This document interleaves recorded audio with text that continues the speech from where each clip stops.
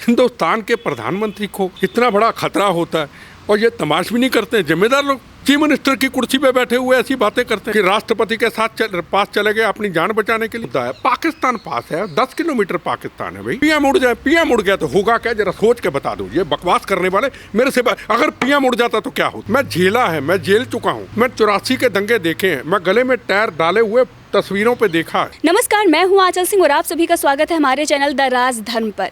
इस वक्त हमारे साथ हैं जाबाज सिपाही देश के, जिनके कंधों पर बहुत सारी परिवारों की जिम्मेदारी है और यूं कहें तो 14 बार वो अटैक भी झेल चुके हैं। एक बार उन पर अटैक हुआ, 13 लोग शहीद हो गए, वहां से वो बचकर आए। उनकी सुरक्षा में चूक की गई, प्रधानमंत्री नरेंद्र मोदी की सुरक्षा में जिस प्रकार से चूक हुई है तो उनके साथ भी ऐसा हुआ था। तो मुझे ऐसा लगता है कि इनसे बेहतर क्या कुछ हो सकता था कोई और नहीं बता सकता है। कई सारे हमारे पास सवाल हैं और जाबाज सिपाही बिट्टा सिंह जी हमारे साथ हैं। सर, आपका बहुत बहुत धन्यवाद, अपना अमूल्य वक्त जो है हमें दिया है। और जिस प्रकार से प्रधानमंत्री नरेंद्र मोदी की सुरक्षा में चूक हुई, आपके साथ भी ऐसा हुआ था और उसके बाद जब वहाँ से आप निकल कर आए तो आपको जिंदा शहीद का दर्जा दिया गया। तो सर, क्या कुछ हो सकता था, इसके बारे में आप क्या कहेंगे? देखो, मैं वो प्रधानमंत्री या हिंदुस्तान के जाबाज जो आज पूरी दुनिया की आतंकवादियों की हिट लिस्ट में है, अकेले ISI नहीं पूरी दुनिया की हिट लिस्ट में है। और मैं तो एक छोटा सा व्यक्ति हूँ, पर मैं ये मानता हूँ कि सुरक्षा की बहुत बड़ी चूक हुई है। हमने दो प्रधानमंत्री खोए हैं। हमने चीफ मिनिस्टर सरदार बेअंत सिंह खोया है पंजाब का, और उसमें से मैं भी एक ऐसा उनके काफिले में एक छोटा सा सिपाही था। 14 बार हमलों से बचा हूँ, जो रिकॉर्ड में है। वैसे पता नहीं कई सौ बार हमले हुए होंगे, मौत के मुंह से बचा हूँ। कभी भी ये नहीं सोचना चाहिए जिस तरीके से पंजाब के चीफ मिनिस्टर कह रहे हैं, खतरे की कोई बात नहीं थी, प्रधानमंत्री जी कभी भी आ सकते हैं। अरे आप क्या बात कर रहे हैं, क्या सोच के बात कर रहे हैं? जो डिस्कशनों में मैं देख रहा हूँ चैनल के अंदर, कोई कह रहा है कि नरेंद्र मोदी जी राष्ट्रपति जी के पास रोने लग गए कि मैं अपने हिंदुस्तान में सेफ नहीं हूँ। मुझे बताएं, ये लोग क्या इन्होंने ये सोचा इनकी हरकत, इनकी सुरक्षा की कमजोरी इस दुनिया के अंदर कितनी बड़ी आग लगा सकती थी? सवाल सबसे बड़ा ये स्टेट गवर्नमेंट की जिम्मेदारी है। अगर कोई कहता है मेरी जिम्मेदारी नहीं है तो मैं चैलेंज करके कहता हूँ, सवाल हिंदुस्तान का प्रधानमंत्री, सवाल बीजेपी का नहीं, सवाल कांग्रेस का नहीं, सवाल हिंदुस्तान का वो प्रधानमंत्री जिसने 370 धारा हटाई, जो रोज आतंकवादियों को चैलेंज करता है, जो चाइना के बॉर्डर 56 इंच की छाती लेके खड़ा हो जाता है। अब लोग कहेंगे मोदी की तारीफ करते हैं, जो सच है सच है। उस आदमी की, उस जाबाज योद्धे की हम रक्षा नहीं कर पाए। पहले 26 जनवरी को तिरंगे का अपमान करते हुए पहली बार उस योद्धे ने अपनी आंखों से देखा, चुप रहा कि मैं सिख समाज का, हमारा देश कर्जदार है, मैं सिर झुकाता हूँ, और कह दिया इन पे गोली मत चलाना। बर्दाश्त किया। और उसके बाद आपने सिंधु बॉर्डर के ऊपर हाथ काट दिए लोगों ने, तलबानियों की तरह चंद लोगों ने, पूरी सिख कौम के ऊपर बद्दा लगा दिया आप लोगों ने। फिर आपने नारे लगाए खालिस्तान जिंदाबाद के। फिर आपने कहा, चैलेंज करके कहा, पहले इंदिरा गांधी मारी, अब मारेंगे नरेंद्र मोदी को। और 3 दिन पहले का वीडियो, पन्नू खालिस्तानी जो विदेशों में बैठा हुआ है, जिसने लुधियाना में ब्लास्ट किया, जर्मनी से उनके लोग पकड़े गए अभी लुधियाना ब्लास्ट के अंदर। क्या कहा पन्नू ने? नरेंद्र मोदी आया, इसको मार दो। यही संदेश था उसका। तो हमारा इंतज़ाम क्या था जी? क्या इंतज़ाम था हमारा कि अगर पीएम आ रहा है तो उसके लिए 4 रास्ते हमें तैयार करने चाहिए, जो रास्तों का किसी को पता ना चले। ये कहना कि पीएम अचानक दूसरे रास्ते से निकल गए, कभी भी वीआईपी का मतलब थ्रेट प्रोटेक्टी एक रास्ते से नहीं जाता, उसके लिए 4 रास्ते तैयार होते हैं। मेरी Z+ है, आज 30-32 साल से Z+ में हूँ, मेरे लिए 2-2, 3-3 रास्ते तैयार हो जाते हैं। मैं खुद कई बार अपने रास्ते को बदलवा लेता हूँ। मुझे पता है इधर ऐसा होगा। जब अमृतसर ब्लास्ट हुआ तो 2 जगह पे कार बम लगाया गया, 40 किलो एक में, 40 किलो एक में। इधर से निकलेगा इधर चलाएंगे, उधर से निकलेगा उधर चलाएंगे। तो दोनों तरफ बम से, एक तरफ चल गया, एक तरफ पकड़ा गया। तो हिंदुस्तान का प्रधानमंत्री नरेंद्र मोदी दुनिया के आतंकवादियों की हिट लिस्ट में है। वहाँ कमी क्यों रही? 10 किलोमीटर पाकिस्तान, 10 किलोमीटर आईएसआई। आज हमने विदेशों के अंदर आतंकवादियों को, खालिस्तानियों को, आईएसआई को, लश्कर तोबा को बता दिया कि हिंदुस्तान में प्रधानमंत्री सेफ नहीं, इसका कभी भी नुकसान कर दो। इस तरफ कोई पंजाब की गवर्नमेंट, पंजाब के जिम्मेदार लोग, पुलिस अधिकारी सोचने को तैयार नहीं है कि आपने दुश्मनों को एक रास्ता दिखा दिया, आपने दुश्मनों को बता दिया हिंदुस्तान का प्रधानमंत्री सेफ नहीं, आ जाओ कभी भी कर दो। ये सबसे बड़ा दुख है, सुरक्षा की कोताही। कांग्रेस तो ये कह रही है कि जो इंसान, जो व्यक्ति, जो प्रधानमंत्री ये कहता है कि देश की जो सुरक्षा है सुरक्षित हाथों में है, मजबूत कंधों पर है, वो अपनी सुरक्षा के लिए कांग्रेस को जिम्मेदार क्यों ठहरा रहा है? इस प्रकार के सवाल उठाए जा रहे हैं। मैं ना कांग्रेस की बात कर रहा हूँ, ना मैं बीजेपी की बात कर रहा हूँ। वो जम्मू कश्मीर जाता है सुरक्षित होता है, वो पाकिस्तान जाता है सुरक्षित होता है, वो नक्सलाइट एरिया में जाता है छत्तीसगढ़ में सुरक्षित होता है। पंजाब में ऐसा क्यों? जब पंजाब में लुधियाना के ऊपर अभी ब्लास्ट हुआ, जब खालिस्तानियों का वीडियो वायरल हुआ 3 दिन पहले कि नरेंद्र मोदी का घेराव करो, नरेंद्र मोदी के ऊपर हमला कर दो, मतलब तो उसका यही था। तो ये इंतज़ाम करना क्या मेरा काम था? ये इंतज़ाम करना उनका काम था, आपस में कोऑपरेशन करना उनका काम था। सवाल कांग्रेस और बीजेपी का नहीं। पहले राजीव गांधी खोया, इंदिरा गांधी खोई, बेअंत सिंह खोया, फिर मेरे पे हमला हुआ, अब नरेंद्र मोदी। सवाल सबसे बड़ा ये है, हम कितनी देर तक मौके को खोते रहेंगे? अब चीफ मिनिस्टर साहब कहते हैं ये कुदरती हो गया। इंदिरा गांधी भी कुदरती चली गई, राजीव गांधी भी कुदरती चला गया, पंजाब का चीफ मिनिस्टर भी कुदरती चला गया, मैं भी कुदरती उसमें बच गया, और मेरे साथ कितने मेरे जवान शहीद हो गए। अब नरेंद्र मोदी के साथ भी हम यही कहते रहेंगे कुदरती कुदरती कुदरती। हमारी जिम्मेदारी क्या है? पुलिस अधिकारियों की जिम्मेदारी क्या है? उनकी ट्रेनिंग कैसी है? उनकी सोच कैसी है? उनको तनख्वाह मिलती है, उनको ट्रेनिंग मिलती है, बड़ी अच्छी शिक्षा लेते हैं। अगर फिर भी सुरक्षा से कमी रहती है तो मेरे से पूछ लें, मैं अपना अनुभव बता दूं।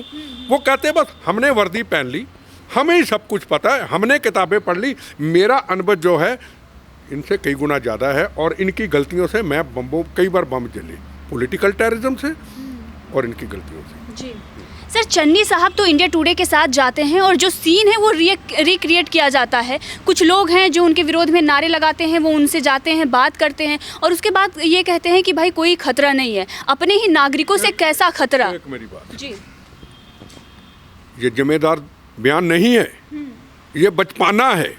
आप किसी मुद्दे के ऊपर बड़े बड़े ऐलान कर सकते, अच्छे फैसले ले सकते, सुरक्षा के ऊपर चन्नी साहब आप जवाब नहीं दे सकते।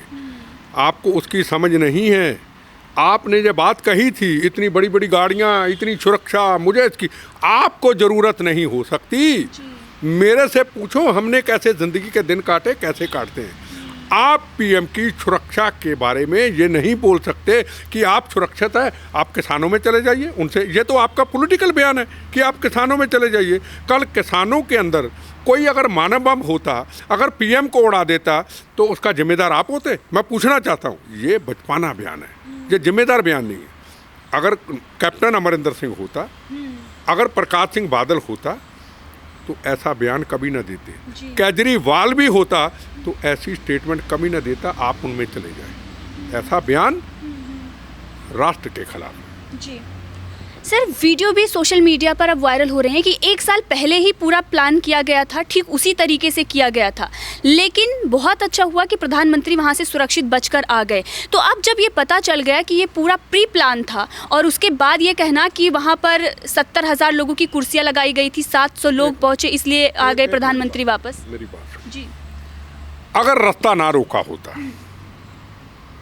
तो हम इसकी चर्चा कर सकते थे। पीएम हिंदुस्तान का, दुनिया में इज्जत मिल रही है, वो तो पंजाब को कुछ देने आए थे। पंजाब में कुर्सी सत्ता नहीं लेने आए थे, पंजाब को पैकेज देने आए थे, पंजाब को पीजीआई हॉस्पिटल देने आए थे, पंजाब में नौजवानों के लिए एजुकेशन सेंटर देने आए थे, पंजाब को सड़कें देने आए थे, पंजाब में बड़ी इंडस्ट्री का ऐलान करने वाले आए थे बॉर्डर एरिया में, वो तो देने आए थे।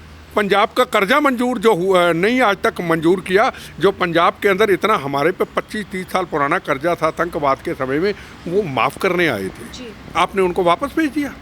पॉलिटिशियन अगर पावरफुल, वो कहता है कि बिट्टा गलत बोल रहा, मैं चैलेंज करता हूँ, लोगों के सामने बैठक कर लो, 1 घंटा 3 घंटे 4 घंटे सबूत दूंगा कि सुरक्षा में क्या क्या कमी रही।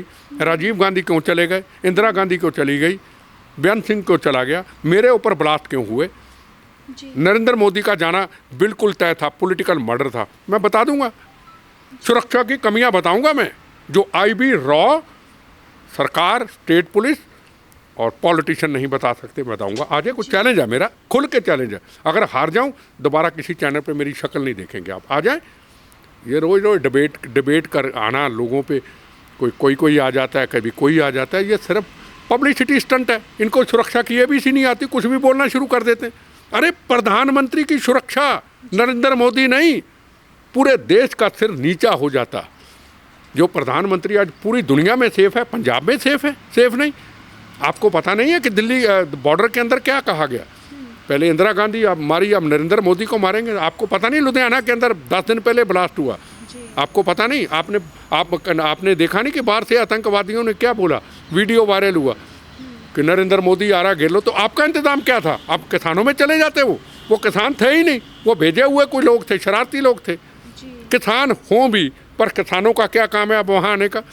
जब हिंदुस्तान के प्रधानमंत्री ने सिर पे कपड़ा बांध करके, गुरु महाराज साहब का पवित्र माला बांध करके दुनिया में कह दिया, जहाँ भी मेरे सिख भाई को, किसान को ठेस पहुँची, मैं आज के दिन क्षमा चाहता हूँ, सिर झुका करके। क्या 84 के दंगों पे किसी ने माफ़ी मांगी? क्या ब्लू स्टार ऑपरेशन के किसी ने माफ़ी मांगी? क्या पंजाब में 36,000 बेगुनाहों का कत्लेआम हुआ, किसी ने गलती मानी कि हमारी राजनीतिक गलतियों के कारण हुआ? अकेला प्रधानमंत्री नरेंद्र मोदी, उसने क्षमा मांगी। भाई आपको कानून अच्छा लगे बता देना, मैं जारी कर दूंगा, नहीं लगे ना मैं माफ़ी मांगता हूँ, मुझे क्षमा कर दो। और पंजाब में पैकेज देने गया था। अब एक प्रधानमंत्री ने माफ़ी मांग ली, आप कहते हैं हमारी जीत होगी, हम आपको फिर ऐसा करेंगे। कितनी देर तक आप करते रहोगे? एक दिन आपसे ही समाज टूट जाएगा। भाई किसान की हम इज्जत करते हैं, बार बार कहते हैं किसान हमारा अन्नदाता। भाई कितनी देर बोलें? आप हमारे हिंदुस्तान के प्रधानमंत्री के जीवन को खतरे में डाल दोगे तो हम कितनी देर तक आपकी इज्जत करेंगे? क्या हम आपको पूछना चाहता हूँ कि आप फ्री रोटी खाते? आप फ्री रोटी खाते? मैं फ्री खाता हूँ। मेरी ज़मीन है, मेरी ज़मीन से जो मेरी कनक निकलती है मैं खुद भी खाता हूँ, अपने लड़कों को भी दे देता हूँ, 2-4 बोरी भी आप भी खा लो। मैं बाज़ार से फ्री तो नहीं मुझे कोई देता ना। तो इस तरीके से कपड़ा का व्यापारी है, इस तरीके से लोहे का व्यापारी है, इस तरीके से रेडी चलाने वाला है, इस तरीके से रिक्शा चलाने वाला है। आप उनके कारोबारों का सत्यानाश कर रहे हैं, उनके कारोबार तबाह कर दिए पिछले टाइम पे। ढाबे वाले रास्ते में ढाबे बंद है, होटल है होटल, क्या वो इंसान नहीं है क्या? उसको क्या समझते हैं? उसको कहते हैं 2 नंबरी आदमी है, बेकार आदमी है। हर आदमी अपने अपने काम में मेहनत मजदूरी करके, काम करके इस देश के लिए काम करता, अपने पेट के लिए करता है। आप हैं, आप एक अच्छे एंकर हैं या आप एक रिपोर्टर हैं, आप मेहनत करते हैं ना, आप काम करते हैं ना। आप किसान नहीं, काम आपका कोई देश के लिए योगदान नहीं है क्या? आप इंटरव्यू के जरिए लोगों को जागरूक करते हैं, आपका काम नहीं। हम किसान, अरे हम कौन नहीं कहता किसान है, कहते कहते थक गए। आप हमारे अन्नदाता, आप हमारे सब कुछ, आप हमारे प्रधानमंत्री की ज़िंदगी को खतरे में डाल रहे हैं। भैया हमने आपसे क्या लेना? मेरा सवाल है, कितनी देर तक लोग ये कहेंगे आप हमारे अन्नदाता हैं, अन्नदाता? एक दिन लोग आपसे दूर चले जाएंगे। आप अच्छे जो किसान हैं उनके लिए दिक्कत तो ना करें ना। आप पंजाब के बाहर जो सिख समाज है उनके लिए खतरा पैदा ना करें ना। आप पूरे देश के अंदर दंगे बनाने की कोशिश तो ना करें ना। आप तिरंगे झंडे का बार बार अपमान करके सिख कौम को खतरे में तो ना डालें ना। हम सिख समाज ऐसा नहीं है, हमारे गुरुओं ने कुर्बानी दी है। गुरु तेग बहादुर हिंद की चादर चांदनी चौक मानवता की रक्षा के लिए कुर्बानी दी। गुरु गोविंद सिंह महाराज अपने 2 साहिबजादों को नींव में चनवा दिया मानवता की खातिर, मजलूमों की खातिर। आप मजलूमों को मार रहे हैं। पंजाब में आपने 19,000 हिंदू भाइयों को 36,000 में से आपने मार दिया। पंजाब में कभी किसी हिंदू समाज के किसी व्यक्ति ने गिला नहीं किया, उन्होंने कहा हमारा 9 मास का रिश्ता, ये चंद लोगों की गलतियाँ। सारे सिख समाज ऐसा थोड़ा है। बस आपके अंदर एक नफरत पैदा होगी, हिंदू हिंदू हिंदू हिंदू से नफरत करनी है। हिंदू ने क्या बिगाड़ा मुझे बता दो ना। कभी आरएसएस को गाली देते, कभी बीजेपी को गाली देते। अरे बीजेपी आरएसएस ने क्या बिगाड़ा है? आरएसएस पूरे देश में है, कांग्रेस पूरे देश में है, बीजेपी पूरे देश में है, पूरी दुनिया में शाखा है, हर पार्टी की शाखा है। आपको आरएसएस से क्या नफरत? आरएसएस जहाँ तो पंजाब के अलावा कोई कहीं नहीं है तो आप कह दो। आप अपने सिख समाज को इतना कमज़ोर क्यों करना चाहते हैं? सिख समाज पूरी दुनिया का एक आदर्श है। ये बड़े बड़े बुद्धिजीवी विद्वान कहते हैं सिख समाज सिखों का नहीं, सिख समाज एक दुनिया का समाज है। इनको अलग रूप में देखा जाता, आप उसको रोज़ छोटा कर देते हैं। बस आपके अंदर एक ही चीज़ आ गई, हिंदू हिंदू हिंदू, हिंदू से नफरत करना है। मोदी हिंदू है, इससे नफरत करना है, ये हिंदूवाद ला रहा है। भाई यार क्या हिंदू ला रहा है? और अब कहेंगे कमाल कर दी, बहादुरी कर दी इस कौम ने, नरेंद्र मोदी हिंदुस्तान के प्रधानमंत्री को वापस लौटा दिया। ये पंजाब के नहीं, पंजाब से वो बहुत बड़ी गलती कर रहे हैं। मैं उनको हाथ जोड़ के कहना चाहता हूँ, इनकी बातों में ना आए, इनकी गलतियों से, इन चंद लोगों की गलतियों से 84 के दंगे हुए थे, ऐसा ना करें। खुल के बोले, मेरी तरह सामने आए, जो खालिस्तानी हैं, जो देश को तोड़ना चाहते हैं, जो पन्नू जैसे लोग हैं, इनके खिलाफ आवाज़ उठाएं। मेरी अकेली आवाज़ ज़रूरी नहीं है, सबकी जितनी देर तक आवाज़ नहीं उठेगी उतनी देर तक ये चंद लोग हमारी जिंदगियां, ये कुर्सी सत्ता पाने वाले, ये वोट बैंक की खातर, ये विदेशी इशारों पे चलने वाले खालिस्तानी, ये हमारे बाहर के सिख समाज के लोगों को ज़िंदगियों में पहले की तरह खतरे में डालते रहेंगे। मेरा हाथ जोड़ के निवेदन। जी बिट्टा साहब, एक आखिरी सवाल है। जैसा कि आपने जनपद का नाम लिया कि सिक्योरिटी कम कर दी गई थी उनके इशारे पर, तो क्या ये 10 जनपद से ही ऑर्डर आया था? ये मैं नहीं कह सकता, मेरा नहीं ख्याल ऐसा हो। ये उन्होंने किया, वहाँ से नहीं ऐसा आ सकता। जो मैं समझता हूँ ये वहीं से ही उनको बच पाना, मैं कहता हूँ। अगर कोई अमरिंदर सिंह जैसा 80 साल का, 70 साल के बुज़ुर्ग होते, उम्र होती, शायद ऐसा वाक़या ना होता। ठीक है ना? ये बड़ी जल्दी को चीज़ें जब मिल जाती हैं और टीम भी सारी यंग होती है, पर यंग के साथ होश होना बड़ा ज़रूरी। जब मैं भी बड़ा नया मंत्री बना था छोटी उम्र में, तो मैं भी बड़ा गुस्से वाला था। मैं भी कह देता तो ऐसे कर दो, ऐसे कर दो। मैं भी 96 में चीफ मिनिस्टर बनने लगा। चीफ मिनिस्टर सरदार बेअंत सिंह की डेथ के बाद मैंने चीफ मिनिस्टर बनने से इनकार कर दिया। क्यों किया? मुझे पता था मैं गुस्से वाला हूँ, मुझे पता मेरे से कई ऐसे फैसले हो सकते हैं, मुझे पता था मेरा अनुभव अभी चीफ मिनिस्टर बनने के काबिल नहीं है, मेरे से ऐसी कोई गलती ना हो जाए जिसमें माहौल ख़राब हो जाए। मुझे याद है एक बार, हाँ मतलब अपना एक अनुभव होता है, उसकी कृपा से मतलब मैं चीफ मिनिस्ट्री छोड़ी। एक बार ऐसा हुआ, बेअंत सिंह के जो कातिल थे उनको फांसी का फैसला होना था बुड़ैल जेल चंडीगढ़ के अंदर, तो उधर गर्म खालिस्तानी थे, इधर हम थे। हम चले गए वहाँ पे, वो खालिस्तान के नारे लगाते थे, बेअंत सिंह के ख़िलाफ़ लगाते थे। हम हिंदुस्तान, हम बेअंत सिंह अमर है के नारे लगाते थे। अंदर फैसला होना था। वो आतंकवादियों ने कोशिश की हमारा झगड़ा हो जाए, झगड़ा जेल के बाहर हो जाए और फांसी रुक जाए, आग लग जाए। तो हमें को पुलिस अधिकारी गाड़ी में आगे ले जाने लगे कि इधर से उधर ले जाने लगे। आगे देखा उस आतंकवादी की बहन और 1-2 और आगे हमारी गाड़ी के आगे खड़े हो गए। अब मैंने उसको कहा भाई परे चले, नहीं हुआ, मैंने साइड में कहा परे हट जा। हट के जब आगे गए वो माहौल बैरिकेड तोड़ के पीछे आ गया। मेरे पास NSG थी, जैसे PM के साथ है ना NSG थी, उनकी आवाज़ें आई बंदूकों की, टक टक टक आवाज़ आई। मैं कहा अब गोली चलेगी। इधर कोई जगह नहीं, जेल के अंदर जाने की कोशिश करें तो जेल वाले खोले ना रास्ता। अगर मॉब आ गया तो गोली चलानी पड़ेगी, गोली चलेगी तो लोग मारे जाएंगे। को बिट्टा ने आग लगा दी, जबकि मैं बेकसूर था। मैंने उनको एक बात कही अपने NSG के जवानों को, मैं कहा भैया चाहे ऊपर से ऑर्डर मिले, मुझे मरने देना, गोली मत चलाना। मैं मौत का जाम पी जाऊंगा, पर इन खालिस्तानियों के ऊपर गोली मत चलाना, ठीक है ना? मुझे मरने देना।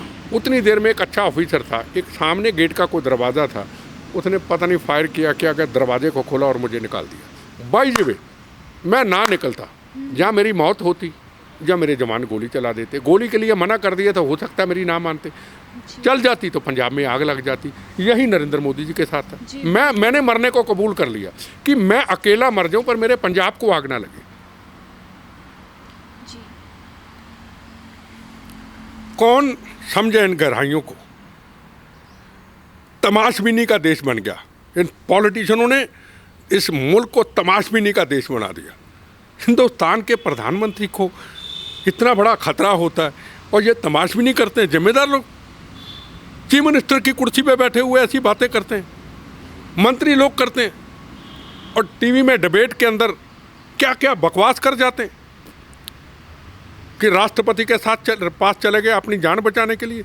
ये आपकी इंटेलिजेंट है, ये आप पॉलिटिक्स करेंगे, ये आप देश को बचाएंगे अगर होम मिनिस्टर बन जाए, ये आप देश की जनता को बचाएंगे अगर आपके विचार ऐसे हैं। तो मैं झेला है, मैं जेल चुका हूँ, मैं 84 के दंगे देखे हैं, मैं गले में टायर डाले हुए तस्वीरों पे देखा है। आप चाहते हैं कि गले में किसी के टायर डालें, किसी बेगुनाह के? ये आपकी सोच है। आपकी सोच ये नहीं है कि अगर कोई पीएम का नुकसान हो जाता हमारी गलतियों से, सुरक्षा व्यवस्था की गलतियों से, पूरे हिंदुस्तान में हर पंजाबी, हिंदू हो सिख हो, जहाँ पंजाबी देखा ये पंजाबी मार मार के कर देते, उसका जिम्मेदार कौन होता मुझे बताइए। आज तक क्या उन 84 के दंगों को इंसाफ दे पाए? क्या पंजाब के अंदर 36,000 बेगुनाह लोग कत्लेआम हुआ, हज़ारों बहनों के सुहाग उजड़े, हज़ारों बच्चे यतीम हुए, खून की नदियाँ बही, हिंदू सिख 9 मास का रक्षा, 19,000 हिंदू मार दिए, आपकी गलतियों से चले गए। क्या उनको इंसाफ दे पाए? और आगे फिर बर्बादी की तरफ लिए जा रहे। मैं चीफ मिनिस्टर, मैं मंत्री, मैं डीजीपी, मैं वाई एक दिन इस दुनिया से जाना है। पाप मत करो, गलती की है मान लो। नरेंद्र मोदी ने कहा ना मैं गलती की ना, मैं मानता हूँ मेरे से गलती। आप भी कह दो जी हमें सुरक्षा में चूक होगी जी, हम क्षमा चाहते हैं, खत्म हो जाती। सीरियस मुद्दा है। पाकिस्तान पास है, 10 किलोमीटर पाकिस्तान है भाई।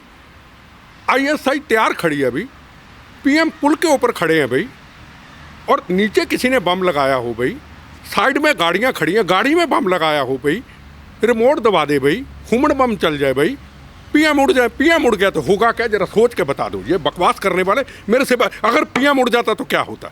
ये मैं नहीं मान सकता को कहे पीएम को कोई खतरा नहीं। मेरे से बहस करके बताए। अरे ये कहना पीएम को कोई खतरा नहीं, दुनिया में कोई आदमी कह दे पीएम को खतरा नहीं।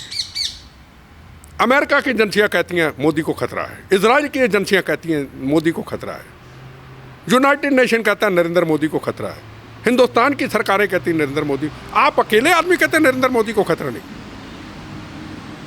प्लीज़ मेरी हाथ जोड़ के रिक्वेस्ट है देश की जनता को, ख़ास तौर पे मेरे अपने सिख भाइयों को, कभी भी ऐसी घटना होती हैं कभी खुशी ना मनाएं। तिरंगे झंडे का अपमान होता है, बाहर में बैठे मेरे सिख भाई कभी ना कहें कि हमारे सरदार भाइयों ने कमाल कर दी, कभी ना ऐसा कहें कि देखो जी हिंदुस्तान के हमारे सरदार भाइयों ने रास्ता मोड़ दिया। याद रखना ये लोग हमारे लिए पहले भी मुसीबतें खड़ी कर दी थी, ये कुर्सी सत्ता ये ले लेंगे और मरते हम रहेंगे, घर हमारे उजड़ते रहेंगे। मेरी हाथ जोड़ के निवेदन है, मेरा जो अनुभव है, मैं दुखी आत्मा से आपको कह रहा हूँ। बाकी आपकी मर्जी, जोश में आना बंद कीजिए, गलत को गलत कहना शुरू करें। और जितने भी हमारे गुरुद्वारा साहब हैं पूरे हिंदुस्तान के अंदर, उन समाज के जो हमारे संत हैं, हमारे हेड ग्रंथी हैं, उनको ज़रूर कहूँगा खुद बाहर आके इन चीज़ों का सामना करें। और इन लोगों को जितनी देर तक आप गलत नहीं कहोगे उतनी देर तक ये मामला ठीक नहीं होगा। हम घर बैठे रहेंगे, वो ठीक नहीं है। आपने सुना जाबाज सिपाही बिट्टा साहब को, और उन्होंने वो सारी चीज़ें बताई जो किसी को पता ही नहीं होंगे। अपने लाइफ में जो उन्होंने झेला है, जिस प्रकार की सिचुएशन देखी है, उस सब को उन्होंने बयां किया कैमरे पर। और इससे ये पता चलता है कि आज जो लोग सत्ता के नशे में चूर बैठे हुए हैं उनको किस प्रकार से सीख लेनी चाहिए, और जो कुछ भी हो रहा है उस पर एक जिम्मेदार तरीके से आकर बाहर बोलना चाहिए।